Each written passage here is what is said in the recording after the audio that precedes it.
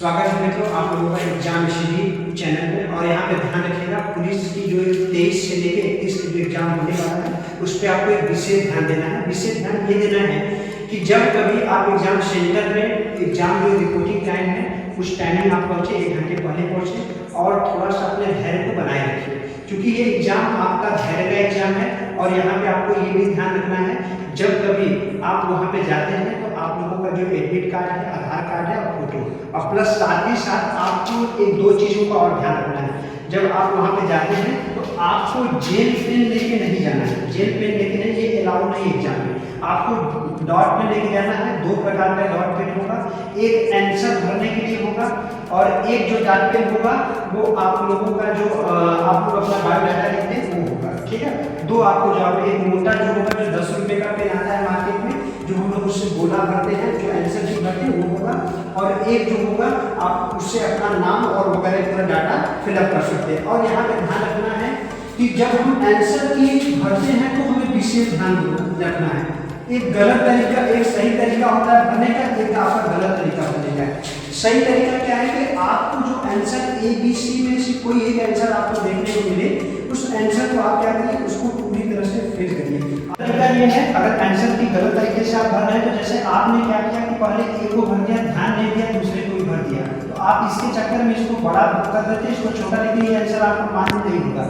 दूसरा तरीका ये है, अगर आप गलत कर रहे हैं, गलत करने का मतलब ये जो गोला है, गोला के बाहर का अगर होगा तभी इसको गलत माना जाएगा।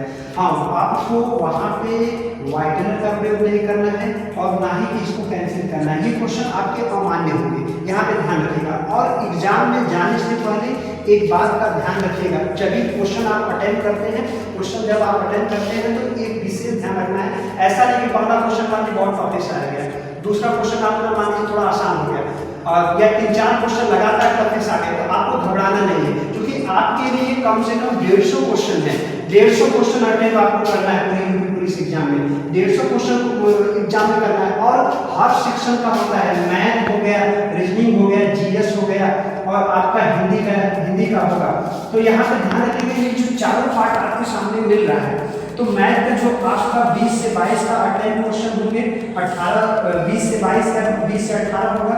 रीजनिंग का जो 52 क्वेश्चन आ रहे हैं, जीके जीएस आपका 37 आ रहा है, और 38 आपका हिंदी आ रहा है। तो यहाँ पे ध्यान रखना है कि ये जो क्वेश्चन आपके एग्जाम में आ रहे हैं, इनको एक तरीके से, जैसे मैथ में आपको अच्छा, क्योंकि यहाँ पे जो मैथ होगा 2-3 क्वेश्चन का टेस्ट हो सकते हैं, घबराना नहीं। 1-2 क्वेश्चन अगर आपका कठिन आ गया तो घबराने की जरूरत नहीं। बाकी अब इस क्वेश्चन को आप 18 क्वेश्चन इसको आप सही कर सकते हैं।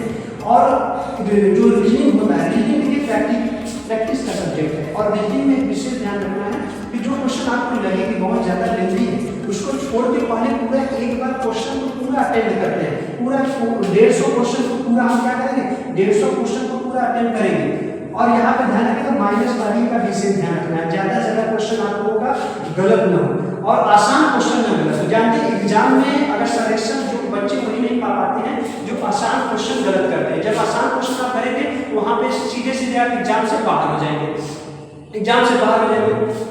यहाँ पे ध्यान रखिएगा 52 है, तो इसमें कम से कम ये रीजनिंग का जो पार्ट है 52 है, इसमें आप 48 से 45 के बीच में आप आराम से अटेंड कर सकते हैं। जीके जीएस की जो क्लास जीके जीएस होता है, इसमें थोड़ा सा टफेस्ट होता है।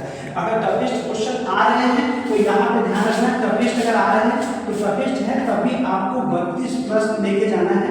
और हिंदी में आप इस क्वेश्चन सारे अटेंड करना है, और हिंदी में कोशिश ये करना है कि आपका 35 प्लस हो जाए, और ऐसे करते तो आप एक अच्छे रैंकर होल्डर हो जाएंगे आप पुलिस एग्जाम में। और यहाँ पे विशेष धैर्य बना के रखना है, और क्वेश्चन टफेस्ट भी होंगे, आसान भी होंगे, मॉडरेट टाइप के क्वेश्चन होंगे, आप उसको बड़े आसान तरीके से सॉल्व करिए और धैर्य करो। और जो क्वेश्चन बहुत टफेस्ट है उसको लास्ट में सॉल्व करिए, और एक बार जरूर आप पूरे 150 क्वेश्चन को अटेंड करिए।